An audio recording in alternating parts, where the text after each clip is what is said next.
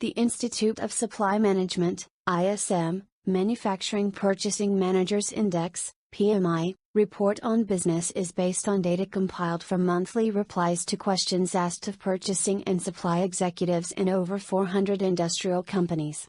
For each of the indicators measured, new orders, backlog of orders, new export orders, imports, production, supplier deliveries, inventories, customers' inventories, employment, and prices, this report shows the percentage reporting each response, the net difference between the number of responses in the positive economic direction and the negative economic direction, and the diffusion index.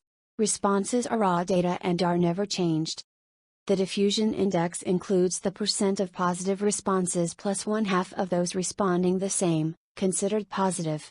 The resulting single index number is then seasonally adjusted to allow for the effects of repetitive intra-year variations resulting primarily from normal differences in weather conditions, various institutional arrangements, and differences attributable to non-moveable holidays.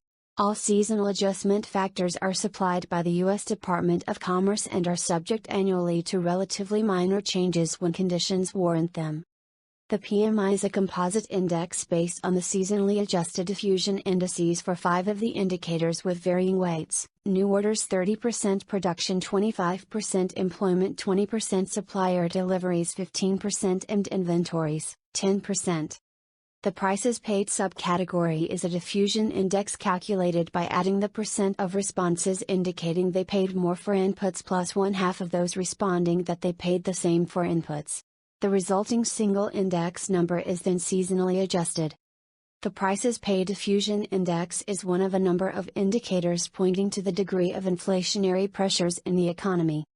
A higher than expected reading should be taken as positive/bullish for the USD, while a lower than expected reading should be taken as negative/bearish for the USD.